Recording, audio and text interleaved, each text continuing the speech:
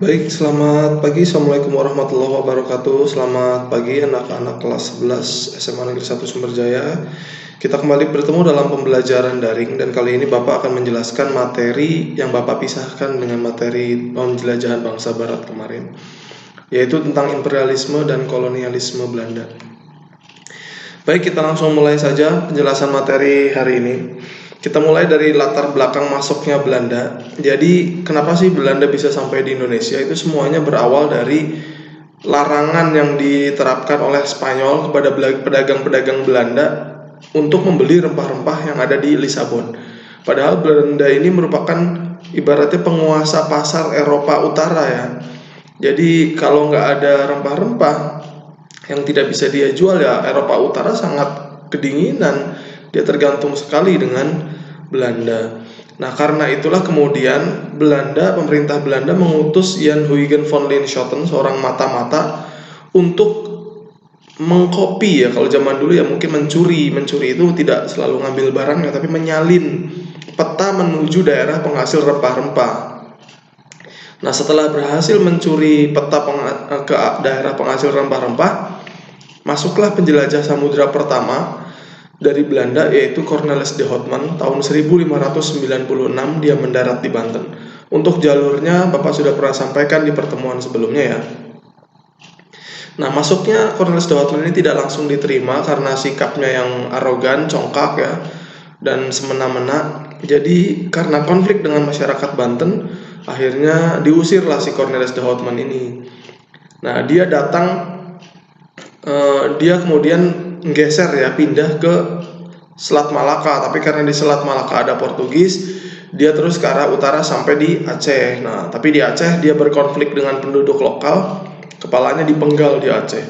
Tuh, Belanda baru bisa diterima oleh masyarakat Banten itu pada kedatangan yang kedua pada tahun 1598 ketika dipimpin oleh Jacob van Eyck. Disitulah mulai hubungan dagang antara Banten dengan Belanda.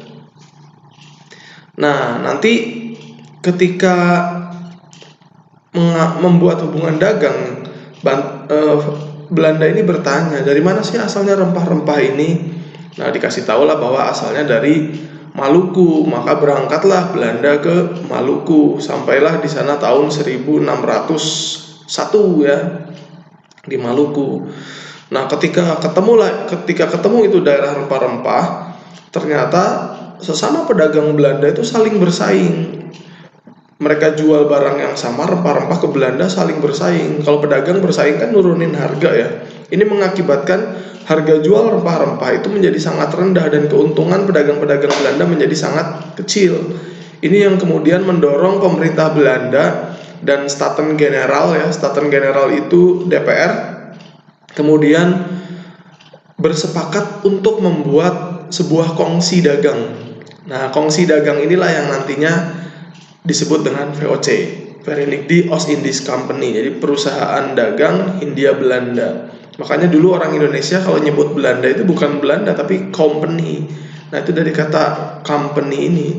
Jadi yang pertama kali menjajah Indonesia itu bukan pemerintah Belandanya tapi VOC, kumpulan pengusaha-pengusaha. Tapi ini unik VOC ini. Ya, nanti Bapak jelaskan ya. Jadi kalau ada pertanyaan apa sih yang menyebabkan lahirnya VOC, yang pertama adalah persaingan antar sesama pedagang Belanda, kemudian persaingan dengan Spanyol dan Portugis yang sudah dulu ada, ditambah persaingan dengan Inggris yang pada saat itu sudah menguasai India dan Singapura. Nah, nanti akhirnya pedagang-pedagang Belanda ini yang terdiri dari 6 perusahaan, mereka merger, menggabungkan diri dengan dukungan pemerintah Belanda, kemudian terbentuklah yang namanya VOC. Nah, VOC ini dikuasai oleh 17 pemegang saham yang sering disebut sebagai 17 tuan atau bahasa Belandanya Heren 17. Nah, jadi kalau ada pertanyaan siapa sih presiden atau pemilik VOC, ya bukan cuma satu, tapi mereka terdiri dari 17 orang pemegang saham.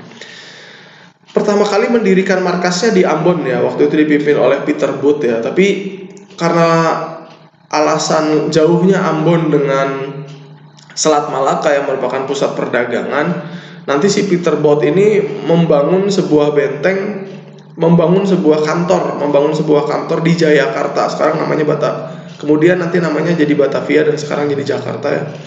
Nah di Jayakarta ini tahun 1611 bikin kantor.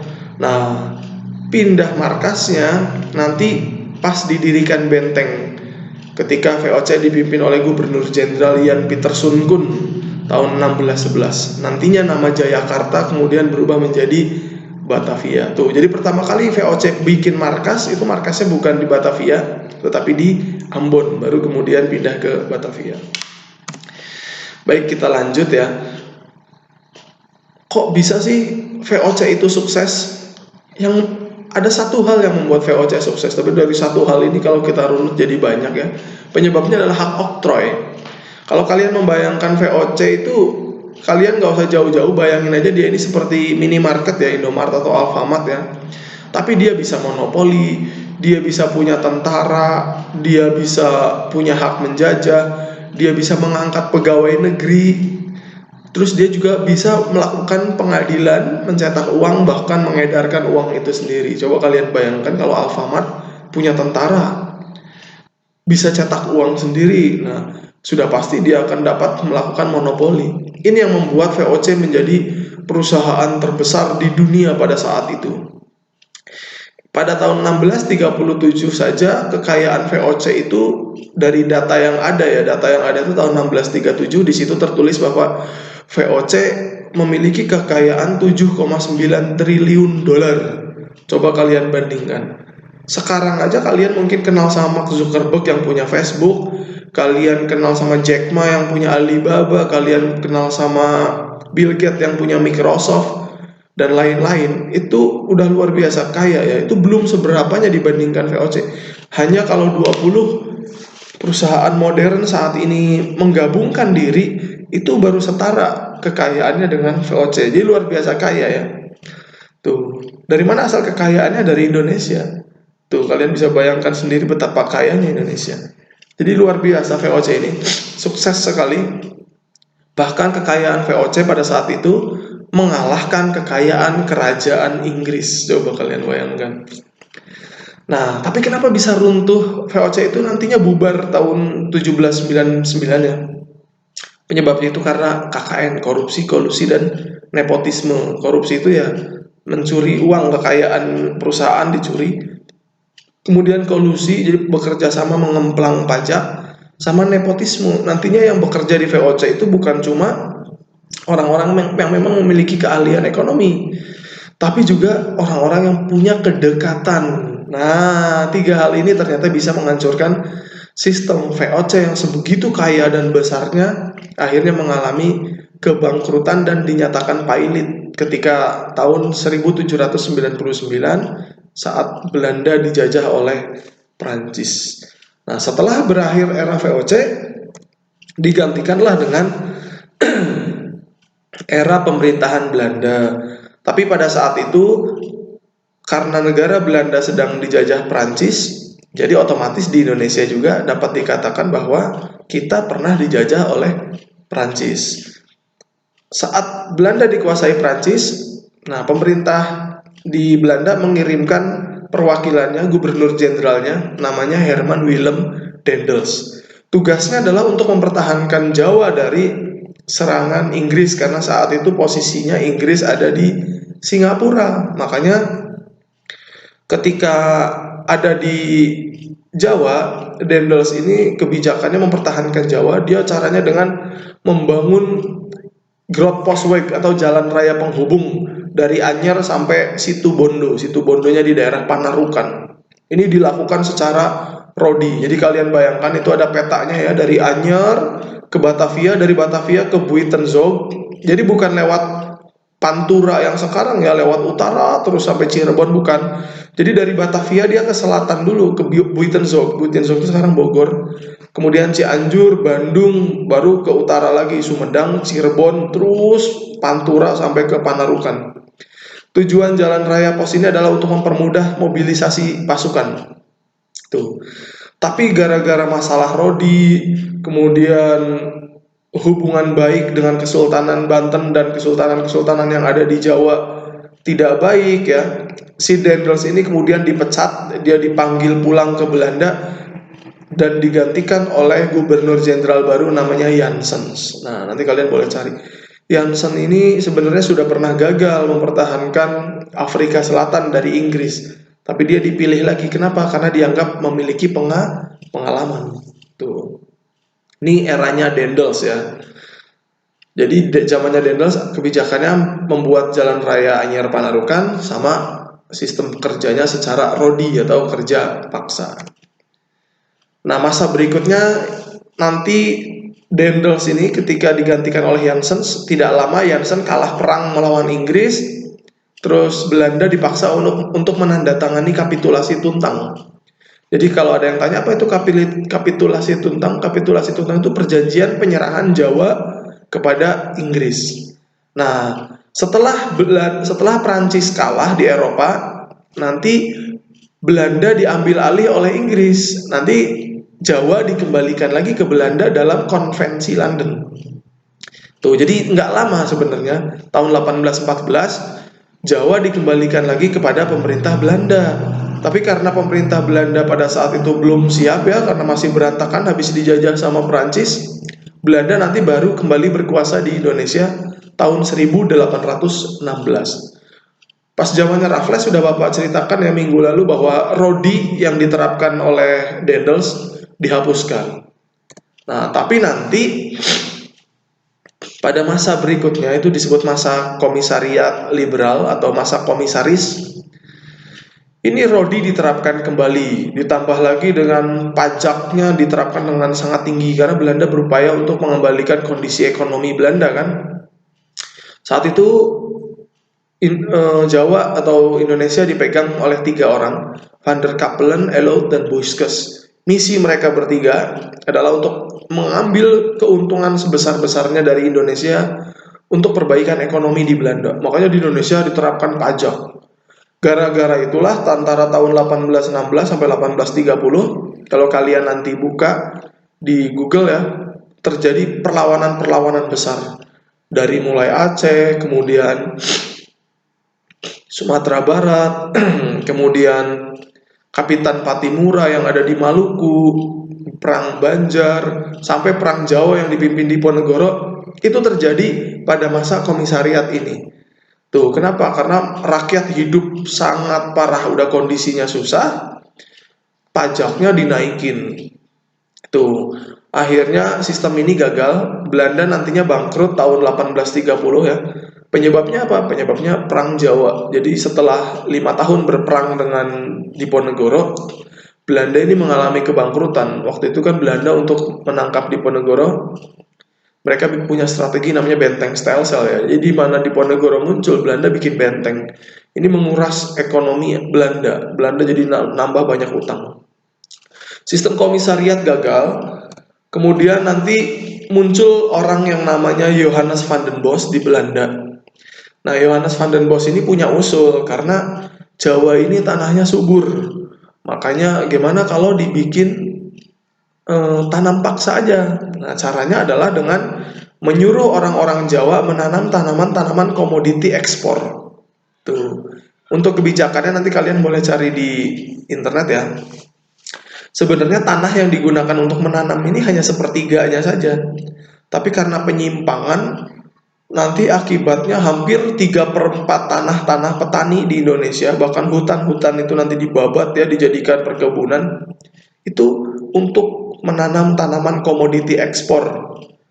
Tuh, diantaranya gula, nila. Nila itu yang buat bahan pewarna ya. Campuran minuman keras juga. Teh, tembakau, kapas, kayu manis. Kemudian selanjutnya kopi dan tebu. Nah, ini dikerjakan secara rodi nih. Dulu orang Lampung nggak mau loh disuruh nanam kopi loh, dipecut-pecutin dulu, tanam paksa. Nah, baru mau ya, sekarang seneng kan hasilnya bagus ya. Nih, kopi kita tuh asalnya dari Brazil dulu dibawa. Kalau teh itu dari Cina. Nanti akibat dari kultur Stelsel ini, dampak positifnya kita mengenal tanaman-tanaman ekspor tentu saja ya. Tapi dampak negatifnya karena sawah-sawah berubah jadi perkebunan. Nanti di Indonesia banyak terjadi kelaparan. Tuh. Pada saldo akhir batik slot tahun 1874 ya, Jadi setelah 4 tahun setelah berakhirnya kultur Stelsel itu dihitung berapa keuntungan Belanda. Keuntungan Belanda itu mencapai 784 juta gulden. Coba kalian kalikan sendiri ya. Nanti mungkin kalau kita ketemu di kelas kita bisa kalikan. Sekarang Belanda mata uangnya euro. Nah, 784 kalau kalian kalikan dengan kurs rupiah dengan euro saat ini. Nah, itu yang mereka ambil dari Indonesia pada masa tanam paksa. Ini menimbulkan karena kondisi yang berbanding terbalik ya, Belanda sukses, kaya raya, sementara rakyat Indonesia banyak yang kelaparan. Ini menimbulkan kritik dari kalangan liberal di sana. Salah satunya adalah yang mengkritik itu di Indonesia itu ada namanya Douwe Dekker, mungkin kalian kenal. Dia punya nama samaran Multatuli, dia bikin novel Max Havelaar. Ini Max Havelaar juga difilmkan, jadi kalian kalau yang berminat untuk nonton bisa dicari filmnya di YouTube ya.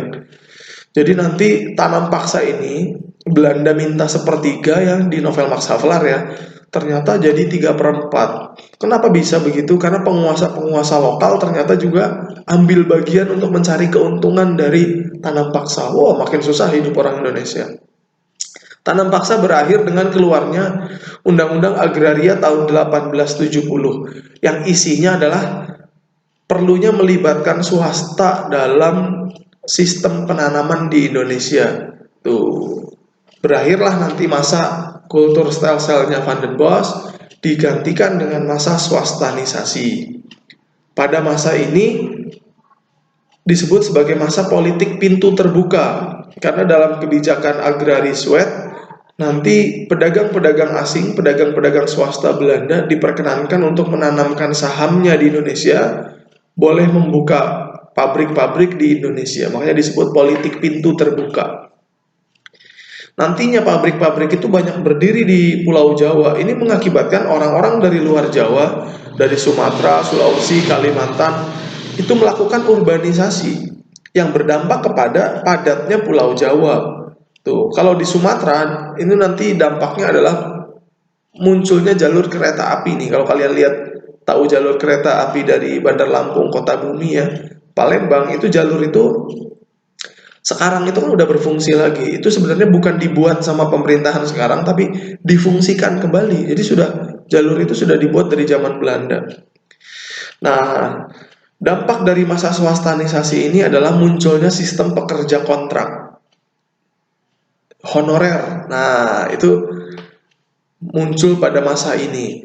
Nah, di dalam kontrak itu yang paling menyulitkan orang Indonesia adalah adanya punale sanksi atau punale itu final, sanksi itu hukuman. Jadi hukuman final, hukuman akhir. Jadi kalau ada pelanggaran terhadap kontrak, perusahaan itu berhak menghukum pegawainya tanpa lewat pengadilan. Nah, ini lagi orang Indonesia jadi hidupnya jadi sangat menderita pada masa swastanisasi, sementara Belanda semakin makmur dengan masuknya pemodal-pemodal asing. Ini nantinya banyak menimbulkan kritik di negeri Belanda. Salah satu yang paling vokal menyampaikan kritiknya itu orang ini, namanya Van de Venter. Nah, dia pernah bikin artikel di tabloid The Gids ya, judulnya NRS Schuld atau utang. Di situ dia menyampaikan bahwa kesuksesan Belanda, kemakmuran Belanda itu disebabkan oleh kesuksesan pertanian atau politik ekonomi yang diterapkan di negeri jajahan di Indonesia, di Hindia Belanda pada saat itu. Tapi kondisi itu ternyata tidak sebanding dengan kesulitan yang dialami oleh orang-orang Indonesia. Makanya kemudian dia mengusulkan orang Belanda untuk menerapkan politik etis atau politik balas budi. Nah, nantinya oleh Ratu Belanda diterapkan politik etis itu di Indonesia, isinya edukasi, irigasi, migrasi. Edukasi itu nanti Belanda mendirikan sekolah-sekolah. Irigasi, Belanda memperbaiki sistem pertanian menjadi modern. Kalau kalian tahu pertanian yang ada di Metro itu merupakan sistem pertanian tertua yang dikenalkan pada masa politik etis. Tuh. Kemudian emigrasi itu kalau sekarang tuh namanya transmigrasi ya. Jadi karena Pulau Jawa sudah padat banget, itu masyarakat yang ada di Pulau Jawa ditransmigrasi ke pulau-pulau luar, ke Sumatera, ke Kalimantan. Maluku, Sulawesi, nah kayak gitu.